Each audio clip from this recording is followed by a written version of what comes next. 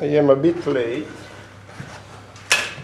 So we were talking about model calibration when we saw each other last time, and I introduced an objective function. I just would like to remind you that the objective function is a tool that allows us to give instruction to the computer for automatically calibrating model parameters. And we all know what is the purpose of model, what is the reason why we introduced models, and we all know what is the purpose of parameters, to make the model flexible and to make the model able to adapt at several different applications.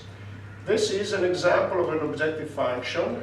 Again, let's take into account that the purpose is of the objective function. The purpose is to estimate model reliability, and therefore it's an indicator, the objective function, of how much reliable our model is. And we want this indicator because we want the PC automatically looking for the best parameter values. This is not the only option, and this objective function is called least squares, as I mentioned to you. And I told you that it's widely used because there are some statistical proofs that prove that this objective function works fairly well for our purposes. And we can see, by looking at the structure of the objective function, that the fact that the difference between observed and simulated data is square, this fact basically avoids compensation between negative and positive errors. So this is something that we can intuitively understand, but there are also, as I mentioned before, statistical proofs that indeed, besides avoiding compensation, demonstrate that this is a good objective function. We don't go into the details of this statistical demonstration, but I would like to introduce alternatives, because if this objective function is on the one hand proved to be efficient in several applications, on the other hand it has some downsides. And the downside here is that by squaring the error you give more emphasis to the larger errors. Meaning that in looking for the best parameter values, this function tends to reduce the larger error and doesn't give much weight to the small errors. So it means that a unique large error may count more in building this objective function, may count more than 1,000 small errors. In our case, what is the typical application of automatic calibration? The typical application in our case is in groundwater modeling or surface water modeling. These applications differ. In groundwater modeling, usually we have changes in variables that are more gradual, because we know that groundwater has a slow response because the velocity of the flow is reduced. In surface water, changes are more sudden, especially if the river is a small river, is a small creek. We all know that large rivers tend to vary in a smooth way, in a smoother way with respect to torrents, where the changes can be very sudden.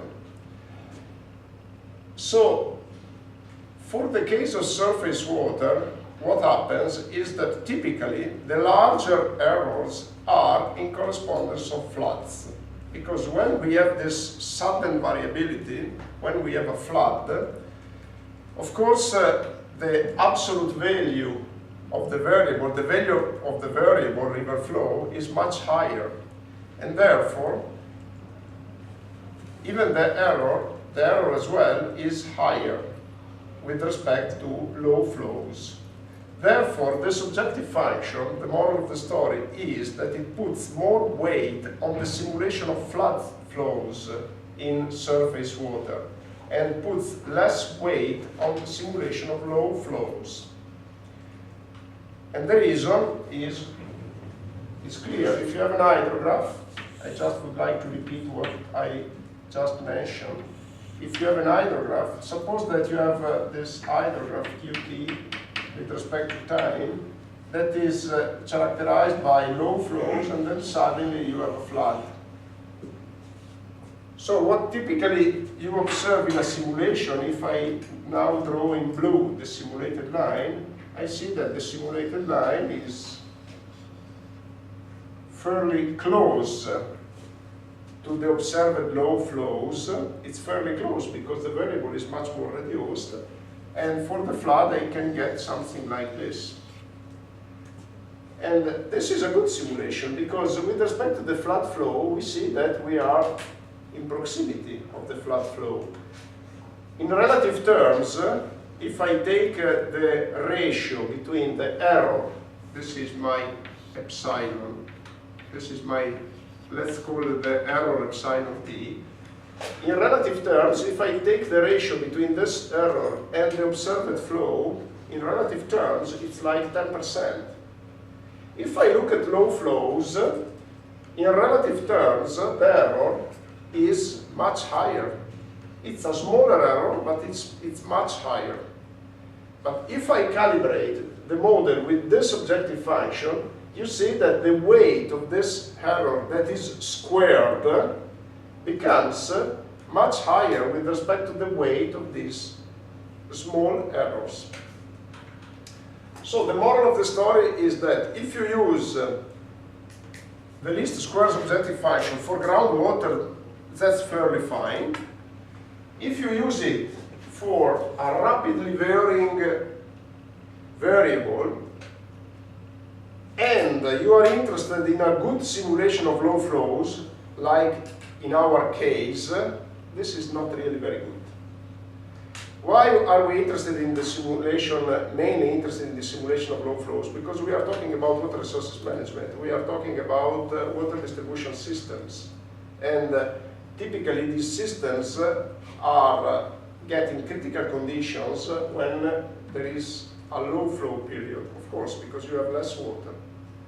And therefore, if you want to calibrate a river model, we should look for another objective function. So let's see what are the alternatives then. First, before exploring the alternatives, let me introduce a variant of least squares which is widely used in hydrology. And this variant, let me write the least squares here. Let me just rewrite this function. This is f theta. It's equal to, I want to use the same symbol, is a summation from t equal 1 to n, t equal 1 to n of x, it's, xt minus x hat t squared. Okay, this is what it's written there. A variant of this objective function, which has similar properties, has been conceived in order to rescale the sum of squares, to bring it in a range that is comprised between essentially, and I will tell you later why I'm saying essentially in the range 0, 1. What is the reason for rescaling? Because if you look at the value of this objective function, it's difficult for you to get an immediate indication of the goodness of the fit, because the sum of squares is a number that is always large, is like 300,000, and you don't understand whether it's too large or if it's already satisfactory. And therefore the idea is to rescale the sum of squares to bring the result, the objective function, in the range 0, 1. And therefore it was proposed this variant. So let me call it again f theta, which is equal to 1 minus, at the numerator you have the sum of squares. So summation t equal 1 to n of xt minus x hat t squared. At the denominator, we have a similar summation t equal 1 to n of xt minus average x squared. And this is called Nash efficiency.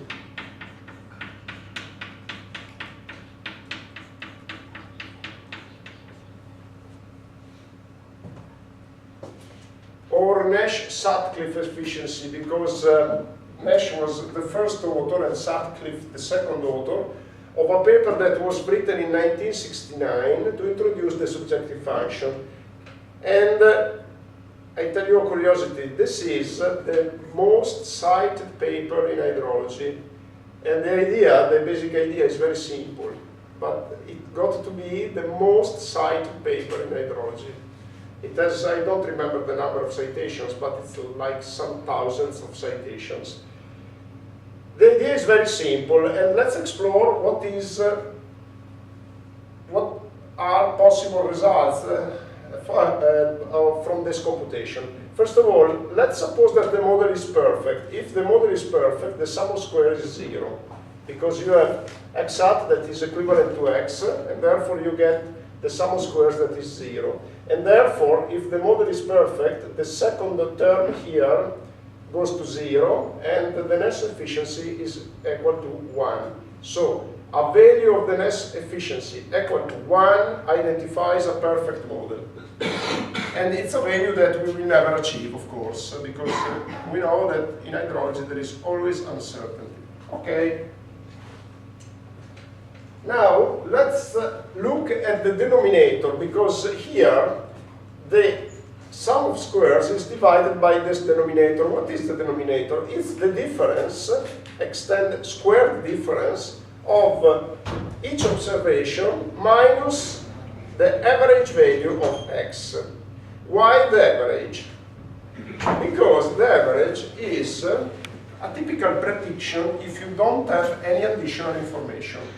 So if you need to predict a variable and you don't have any information, you don't have a model, what would be your best guess? You compute the average. Like if you had to guess what is the number of students in a class at the University of Bologna which you don't know, but you know the average, and you don't have any other information, you will say, okay, my best guess is the average, of course. And therefore the average is a term of reference, is the best guess that one can take with no information. And therefore, the sum of squares with respect to the average is, for us, a reference term. So let's suppose that the model has this reference term. So let's suppose that the model doesn't give any additional information with respect to a best guess given by the average. It means that the model is useless. Okay? And therefore, if this ratio is equal to 1, you get the Nash efficiency to 0. So this is why I said essentially from 0 to 1, because 0 identifies a useless model, 1 identifies the perfect model. Actually, there is to say that the domain, the range, the possible range for the Nash efficiency, it's not between 0 and 1, because it could be that your model is even worse than the average, is even worse than no information. And therefore, the sum of squares given by the model might be higher than the sum of squares given by the average. And in this case, you get a negative value for the Nash efficiency. In fact, we say that the domain is from minus infinity to 1.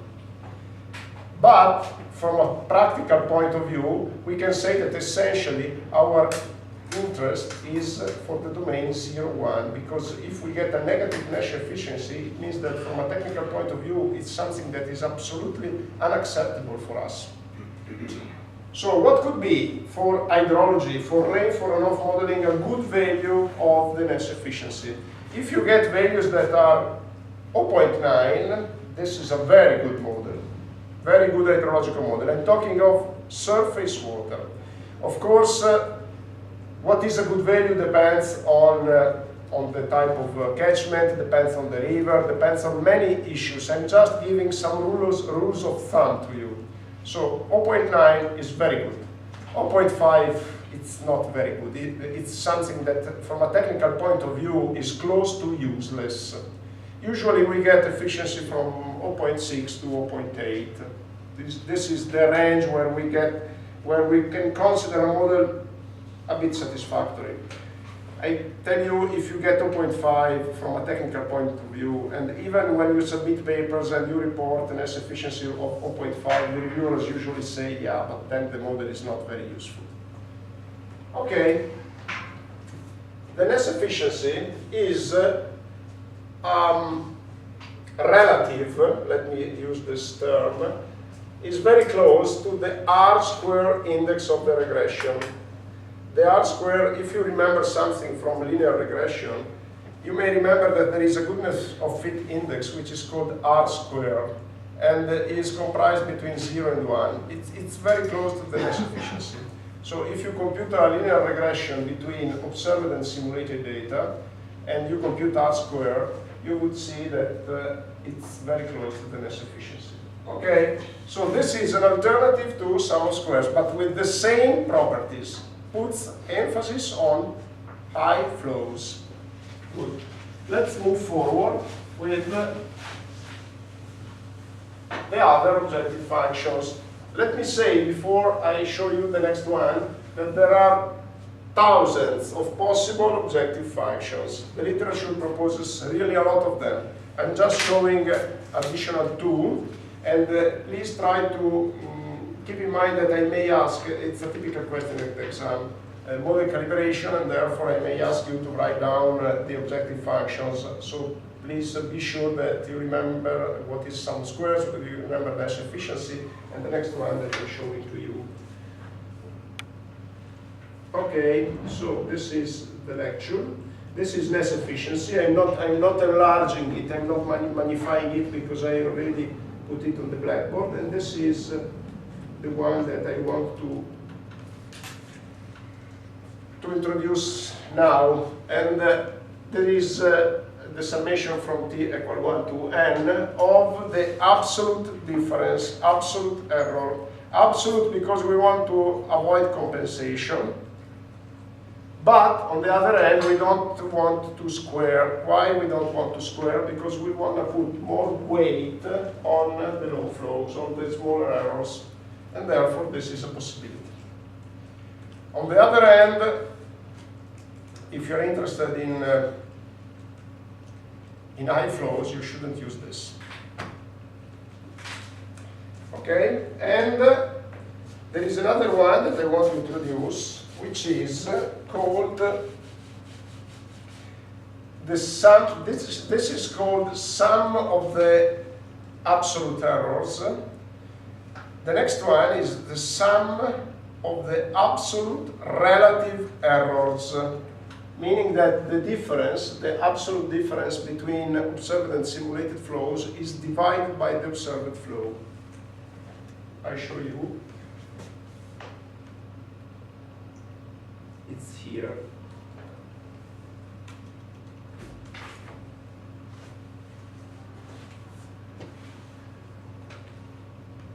If you make, if you use this, you put additional emphasis on the low flows, because if you use the relative errors usually are larger for low flows than for high flows. If you look at this hydrograph, you understand why. Because low flows, the denominator is low, and therefore the relative error increases. On the other hand, this objective function may give stability problems if x gets close to 0. You see that if x gets equal to 0, then it's not defined. If x is close to 0, you may get excessively large relative errors. Let's suppose that you have a low flows of 0.001. You understand that then the error may become too large. And therefore you have to be careful in using this one, because it may introduce, you have to check. If your low flows are larger, well larger than 0, like for the Po River, the low flow usually is not less than 200 cubic meters per second, so you can use this. But if you work with a torrent where the regime, the river flow regime may be intermittent, then you cannot use this objective function, of course.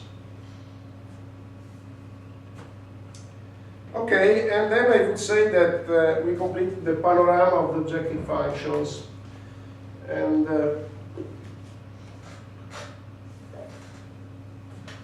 so these are the 4 objective functions that I kindly ask you to remember.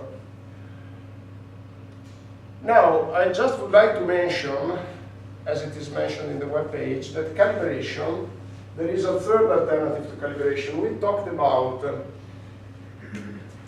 visual fitting, manual calibration so far, and we talked about automatic calibration. In both of these cases we discussed, we have available an observed hydrograph, the white one here, that we want to reproduce, we want to optimize. But in some cases, you might not have any observed data. So you have observed rainfall, but you don't have any observed river flow. And therefore, in this case, it's not possible to compare observed versus simulated data. And one may say then calibration is impossible. No, it's not impossible. Actually, this problem has been identified by the hydrologic literature with a terminology that is very, very well known. It's called prediction in ungorged basins.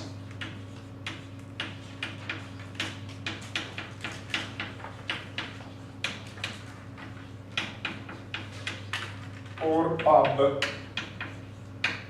The PUB problem is precisely to calibrate a model without any observed river flow, or with a limited amount of observed river flows. In this case, as I said, you cannot use the techniques that I mentioned before, and therefore you have to look for alternatives, and a possible alternative is expert knowledge. So if you know quite well your model, if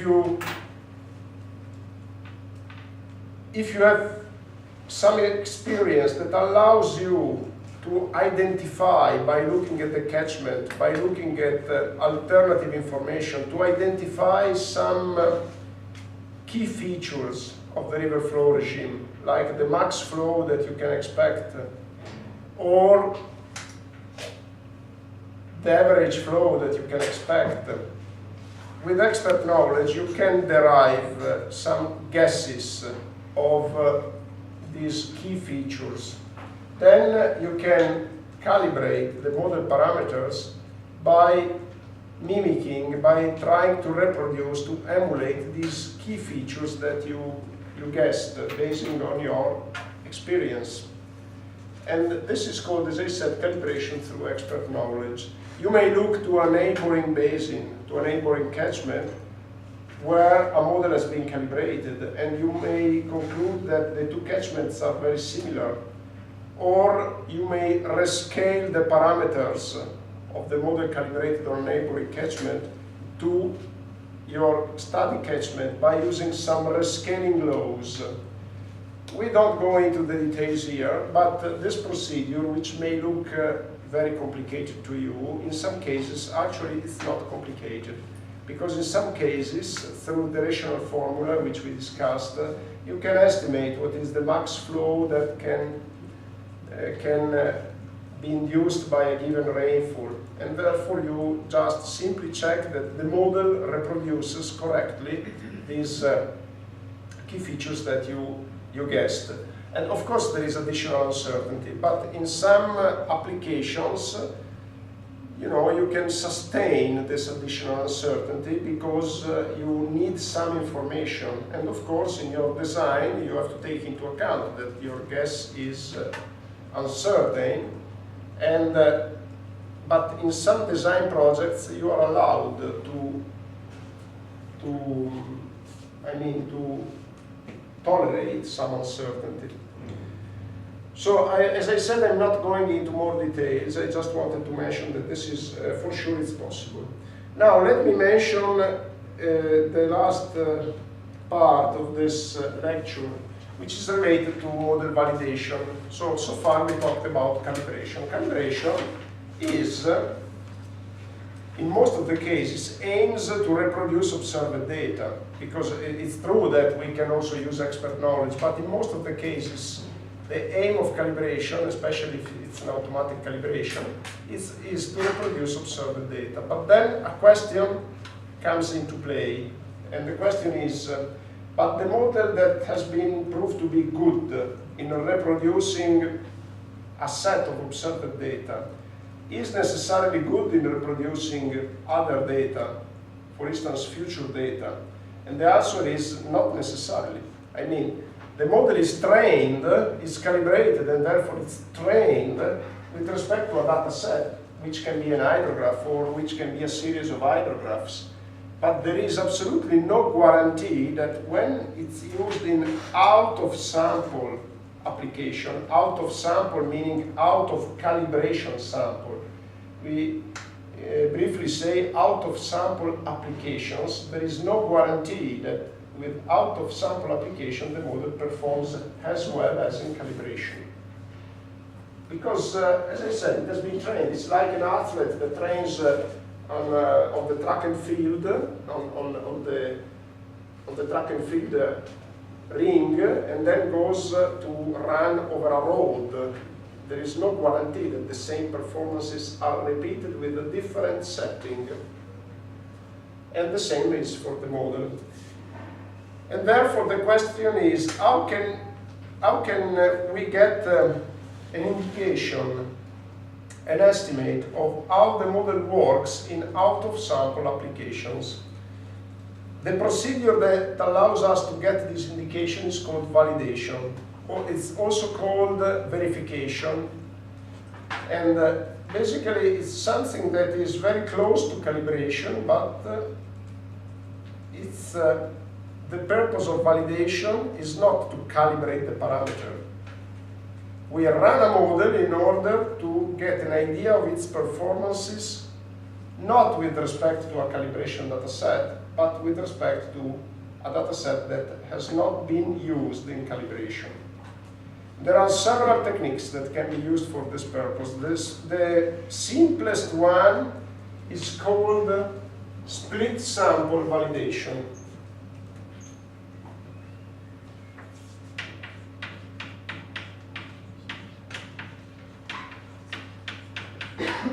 Split sample validation.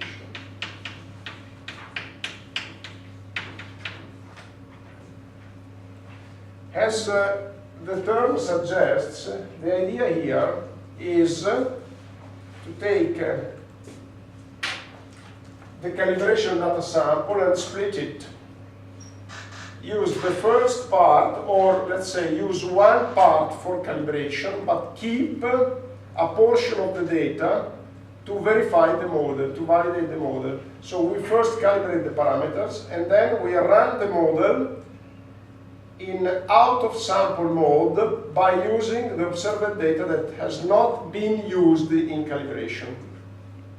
In general, you will get higher errors, of course. It's very strange that you get in validation performance statistics that are better than the calibration ones. It usually means that there is something wrong. The performances of the model in validation gives you an idea of the uncertainty that you will get in applying the model. Because when you apply the model, you don't apply the model by referring to a calibration data set. You apply the model with respect to a new situation. And therefore, the indication of its performances in a new application are given by the validation procedure. Now,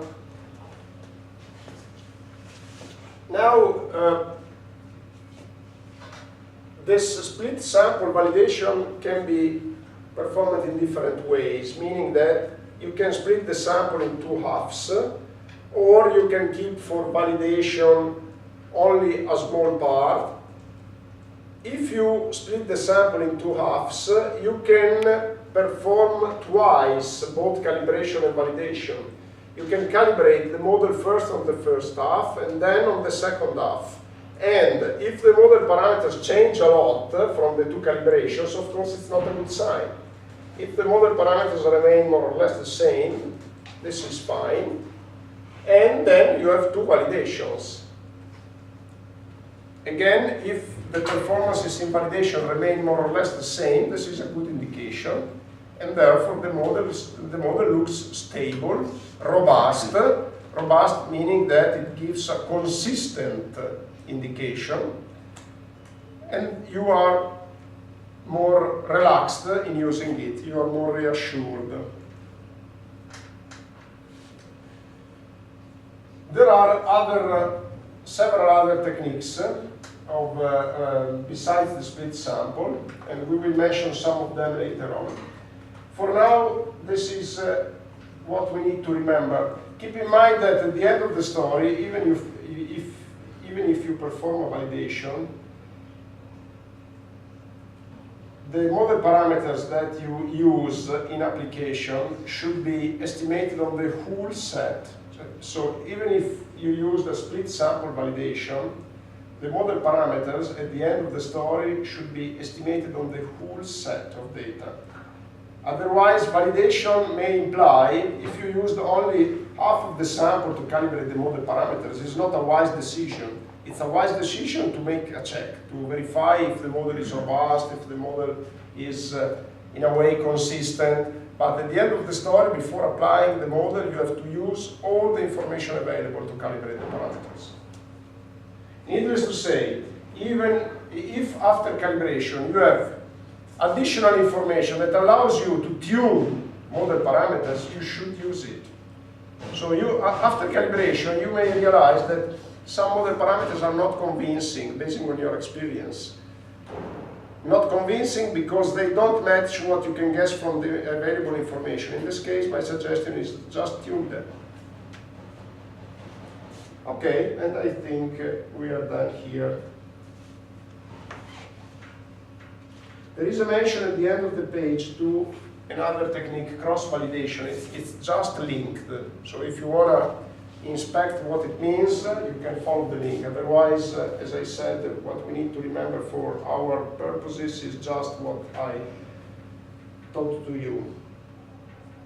Okay, now let's turn to a more interesting topic, or let me say more technical, which means for an engineer more interesting. It's here. Let me make reference to my website, because I updated the website today and also IOL, and I put two more lectures. And two more lectures, you can see them here. Design your river barrages. This is what we discuss now. And then the next one will be climate change and water resources, which is interesting. I think it's a topic that it's very, very popular. Okay, so let me now refer to design of river barrages. Oops, sorry.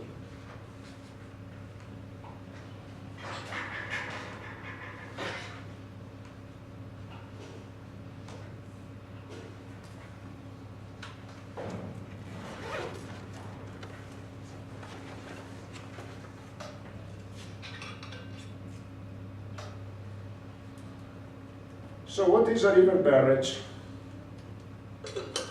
A barrage is a transversal structure that crosses a river. And when we talk about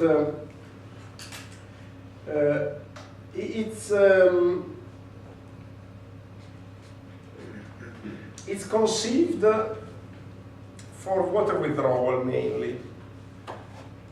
And let me, before starting, let me make a premise. And according to the Italian regulation, to the Italian law in force, transversal structures that cross a river can be classified in these four categories. we have the dams, and the dams can be split in two categories. The first is concrete or stone masonry dams, so dams made by concrete or stone masonry. We have another category of dams, earth dams, and then other types of dams. There are other types like temporary dams, which we don't discuss here. And so we have three possible categories of dams, not two as I said before. And then we have the river barrages, which are different from dams. What is the difference between dams and river barrages? First, dams, like barrages, have one thing in common. They are conceived in order to withdraw water for some reason. When we build a dam, in general, and I would say in 99% of the cases, we build the dam in order to retain water and use it, and therefore for withdrawing water. Withdrawing means not necessarily bringing water away from the river. It means bringing water, use it, and maybe even giving it back to the river in the same place. But before giving it back, it's withdrawn and used. Think about hydropower. Hydropower production, sometimes you build a dam and you release the water after turbining the water just downstream the dam. So there is no actual withdrawal. It's a very, very limited withdrawal that we operate in this case, but in any case we can say that even if limited, there is limited in time, there is a withdrawal of water. So barrages and dams are conceived in order to withdraw water. Maybe to release it just downstream, but there is a withdrawal. What is the difference? The difference is that dams have a large